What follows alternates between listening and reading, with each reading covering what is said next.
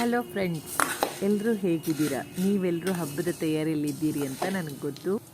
ಅಡಿಕೆಗೆ ಹೋದ ಮಾನ ಆನೆ ಕೊಟ್ಟರೂ ಬಾರದು. ಅಡಿಕೆ ವೀಳ್ಯ ಇಲ್ಲದೆ ಶುಭಾರಂಭಗಳಿಲ್ಲ, ಸಮಾರಂಭಗಳಿಲ್ಲ.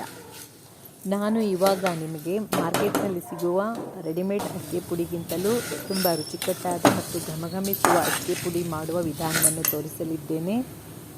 ಮೊದಲಿಗೆ ಅಡಿಕೆ ಪುಡಿಯನ್ನು ಚೆನ್ನಾಗಿ ತುಪ್ಪದಲ್ಲಿ ಕೆಂಪಾಗುವ ಹಾಗೆ ಹುರ್ಕೊಳ್ಬೇಕು. ನಂತರ ಲವಂಗ, ಯಾಲಕ್ಕಿ. ನಾನು ಕೊಬ್ಬರಿ ಹಾಕಿಲ್ಲ, ಕೊಬ್ಬರಿ ಹಾಕಿದರೆ ಬಹಳ ದಿನ ಬರೋದಿಲ್ಲ. ಸೊ ನಾನು ಗಸಗಸೆ ಮತ್ತು ಜ್ಯೇಷ್ಠ ಮಧು, ಕೇಸರ, ಪಚ್ಚಕರ್ಪೂರ ಮತ್ತು ಜಾಜಿಕಾಯಿ ಇವುಗಳನ್ನೆಲ್ಲ ಬಳಸಿ ಮನೆಯಲ್ಲಿಯೇ ಸುಗಂಧಭರಿತ ಮೌತ್ ಫ್ರೆಶ್ನರ್ ಅಡಿಕೆ ಪುಡಿಯನ್ನು ತಯಾರು ಮಾಡಬಹುದು.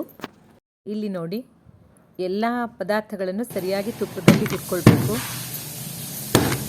ಅಡಿಕೆ ಪುಡಿಯನ್ನು ಮಿಕ್ಸಿಯಲ್ಲಿ ಹಾಕಿಕೊಳ್ಳುವಾಗ ಎಲ್ಲವನ್ನೂ ಮಿಕ್ಸಿಗೆ ಹಾಕ್ಕೊಳ್ಬಾರ್ದು. ಅರ್ಧದಷ್ಟು ಮಿಕ್ಸಿಗೆ ಹಾಕಿ ಇನ್ನರ್ಧ ಹಾಗೆ ಕಲಿಸ್ಬೇಕು.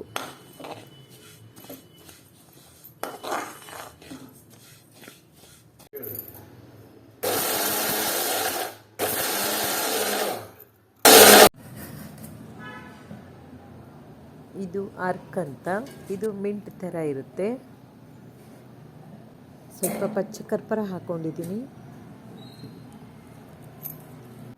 ಮತ್ತು ಇದು ಕಾಶ್ಮೀರಿ ಚಮನ್ ಹಾಕ್ಕೊಂಡಿದ್ದೀನಿ.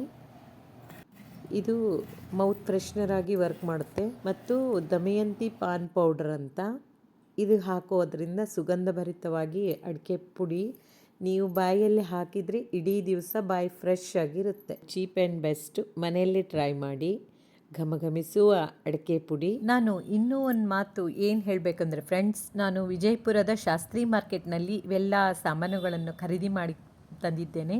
ಅಲ್ಲಿ ಒಳ್ಳೆ ಸಾಮಾನು ಚೀಪ್ ಆ್ಯಂಡ್ ಬೆಸ್ಟ್ ರೇಟಿಗೆ ಸಿಗುತ್ತೆ. ನೀವು ಕೂಡ ಒಮ್ಮೆ ಭೇಟಿ ನೀಡಿ ಅಲ್ಲಿಗೆ. ಸೊ ನೋಡಿದ್ರಲ್ಲ ಫ್ರೆಂಡ್ಸ್, ಇದು ಹೇಗೆ ಅನ್ನಿಸ್ತು ಅಂತ ನನಗೆ ಕಮೆಂಟ್ ಮಾಡಿ, ಹಾಗೂ ಇದನ್ನು ಟ್ರೈ ಮಾಡಿ ನೋಡಿ. ಹಬ್ಬಗಳನ್ನು ಸಂಭ್ರಮದಿಂದ ಆಚರಣೆ ಮಾಡಿ ಖುಷಿಯಾಗಿರಿ. ನಮಸ್ಕಾರ.